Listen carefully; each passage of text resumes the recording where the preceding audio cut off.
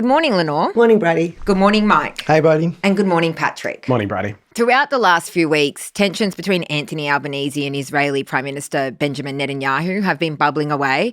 But over the past few days, things have really gone up a notch. How did Australia end up in a diplomatic row with Israel? Good question. It really did ramp up this week. Benjamin Netanyahu said that Anthony Albanese was a weak politician who betrayed Israel and abandoned Australia's Jews, which is quite an extraordinary thing to say. I think we have to be very clear here that it's not Australia or Anthony Albanese who has forced the diplomatic course change. It's Israel. The Australian government's decision to recognise Palestine under certain conditions came after very long and careful consideration. Some people would say too long and too careful consideration. It is in line with most of our other allies and probably long past the point where it was tenable to keep arguing that a two-state solution would be possible if things continued to go on as they were in Gaza. It's inevitable that Israel would react angrily to that decision and to the decision to stop a member of the Knesset coming to Australia. But the very intemperate way that the Israeli leader is reacting here and the highly personalised nature of his attack is the thing that is out of line with the norms, not what Australia is doing. And I just think we can't both sides it. Like Israel has changed course here, not Australia, but it has kicked up. I think even when you go back and in comparison to other diplomatic spats that Australia's been involved in, like Macron criticising Scott Morrison over allegedly lying over the subs. I don't think I know. Yeah, I don't think I know.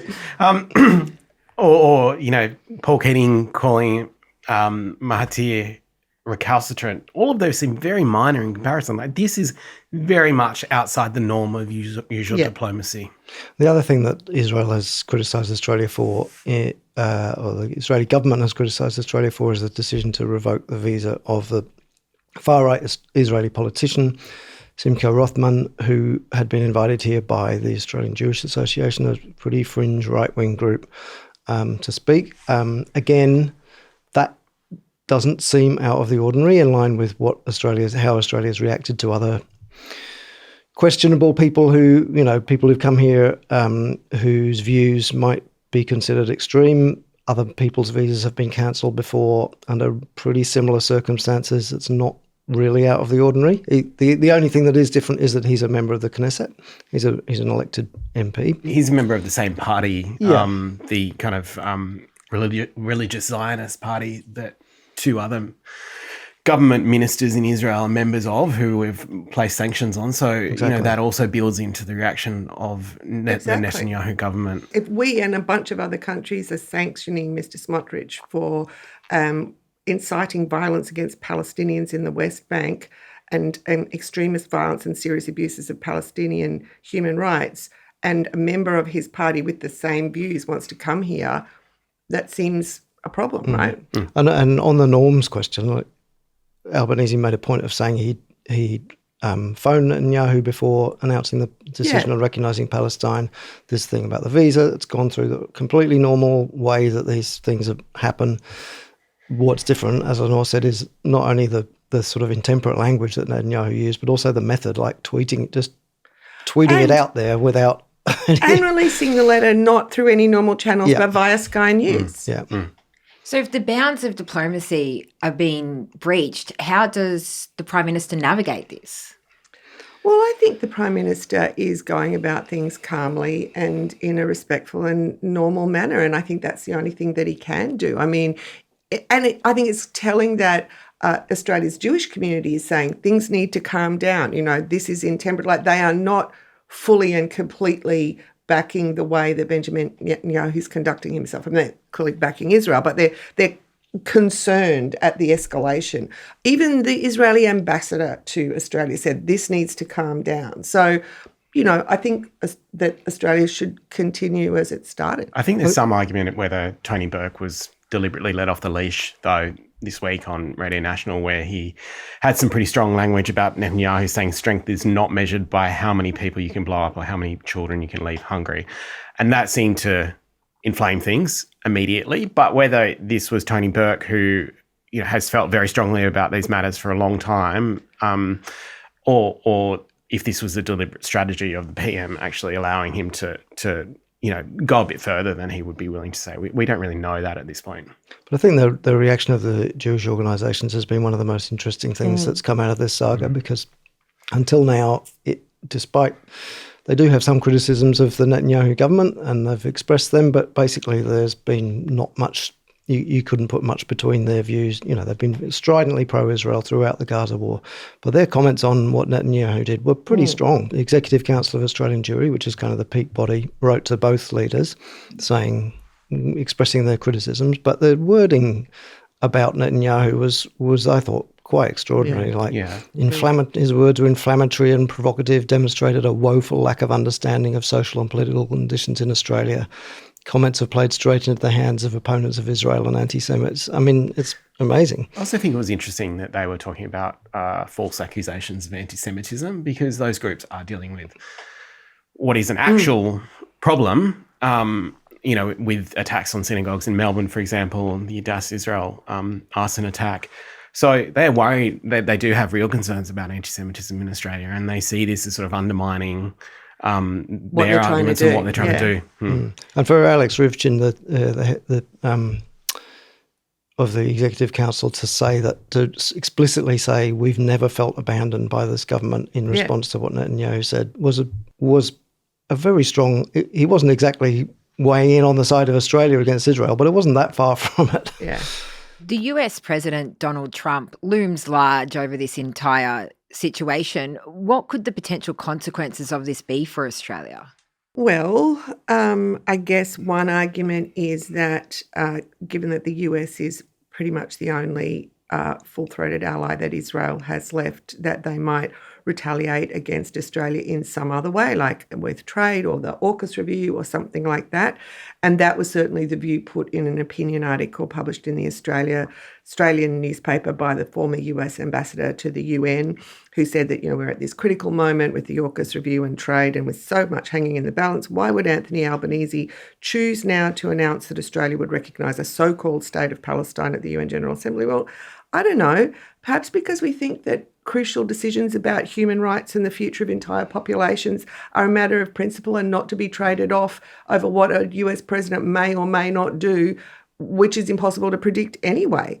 I think that the Australian government is taking the right tack here. They're not deliberately antagonising the US. They're trying to maintain that relationship, but they're not cowering in a corner, kind of trying to second guess what President Trump will do. Now, I mean, he did, when Canada did the same thing and said they were going to recognise Palestine, he said, that might have trade repercussions. And then subsequently, he did put up their tariff. Well, maybe, but maybe not. And we can second guess it all day, or we can do what we think is right in the circumstances, which I think is what the Australian government is doing. What do you think this row could mean for Albanese domestically and politically? And how is the opposition handling it? Well, I mean, obviously it's much bigger than a political race call in Australia, but I think it will probably work in Anthony Albanese's favour, which is something that the Israeli opposition leader sort of said, that clashing with Netanyahu is probably a political positive for Western leaders because Netanyahu is so isolated. And I think polls show that Australians were quite strongly in favour of the recognition of Palestine even before a peace agreement. And for the opposition, I mean, I can't really see whether there is anything at all that Israel could say or do that they wouldn't support. Susan Lee's vowed to reverse the recognition decision. She's saying this is entirely Anthony Albanese's fault. There was a bit of a slightly different emphasis from some in the party, like Dave Sharma. But, I think if you want to look at through that lens, I don't think it's going to hurt Anthony Albanese. I think some of them have been a little bit unsure about the coalition's approach. There were within the party room discussions of this in the last sitting session of Parliament. Andrew Hastie on RN this week was said words to the effect of, "I'll always back Australia's national interest when we're in disagreements with other countries."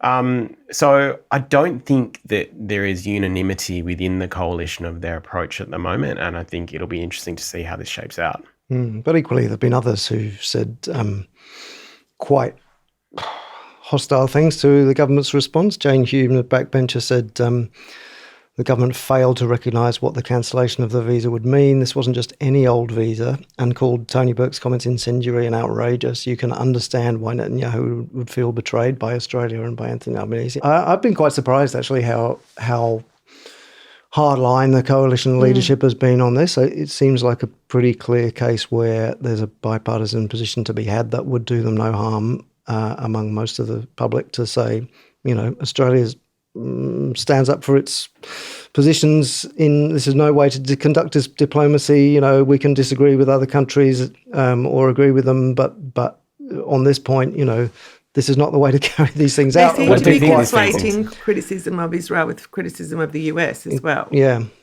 I do think the coalition's response really feeds into the how the media has been approaching this. Like elements of the News Corp media, Sky News especially, the Australian, have been so ferociously one-sided in their coverage of this that it becomes that issue of the echo chamber again, of the coalition talking points get repeated in News Corp media, and I think they feel like they're onto a winning argument here when really they're really just preaching to their own choir. One reason why it's so interesting that the Jewish organisations have derogated from Israel's line, because now even they are not in that coalition News Corp bubble line up. They've made very principled comments that basically represent what they think and which is not exactly the same as that line, and it sort of leaves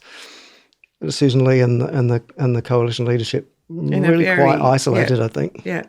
We have said repeatedly on this podcast about the unprecedented times that we're living in and how hard it is to predict how particular leaders will behave or react. But do we see an end to this in sight? I mean, I don't think we're the central players in this, right? So that is a function of what happens in the region. That is a function of whether Benjamin Netanyahu survives, leadership in government survives, whether the international community prevails in trying to sort of impose a two-state solution. All of those things are imponderables. And, like I said at the start, I think Australia just needs to run a steady course and not get too drawn into conflicts along the way. Yeah, I think when I was writing that the focus will shift inevitably, and Australia's not a huge player in the Middle East, but I think there are some things that are coming up. Israel has commenced operations against targets in Gaza City. Those two ministers that we blocked from coming to Australia, one of them has just recently, or today, I think, or yesterday, approved a massive settlement on the West Bank, the E1 settlement, which will basically divide the north and the south of the West Bank, and really be an impediment to any kind of future Palestinian state there. So there are a lot more things going on in Israel and the occupied Palestinian territories that will make the situation far worse. And I think the Australian government will have things to say. But the Australian government's sort of been very careful always to act in concert with allies, not the US, but the other Western allies. And I think when the UN General Assembly comes around, that will happen again. I mean, the issue here also is what President Trump does and how where he lands in all of this, and who knows. And more broadly, it kind of feeds into where Australia's interests lie. And clearly at the moment they are with lining up with as many of its traditional allies as possible, which does not currently include the US. And that goes for, we can see it in the way that European countries are responding to the Ukraine crisis as well, that they're trying to make a huge effort to come up with concerted positions that they all can stick to and that they hope will have an impact. And Netanyahu as well has not just been critical of Albanese, he's also had similar words to say about Macron and other Western leaders who have moved in concert Although on not things quite like as personal. Not quite as personal, no, but has still been highly critical. The letter he sent to Macron was almost identical in the word. That was the one he sent to Albanese. Didn't have the tweet attached. I completely agree. I thought Bruce Wolpe wrote a really interesting piece about that in The Conversation this week, about how, again, we haven't changed, the US has changed. The US is the country that is fundamentally changing its stance towards its allies, towards the world, towards all multilateral institutions. And, this year the US was sanctioning people on the International Criminal Court, for goodness sake. So the whole idea of the US leading that group of countries is being turned on its head. And the only really thing for a country sort of small and with the middle power status of Australia is to stick with the allies and watch things play out. And I think Albanese is treading that path pretty steadily.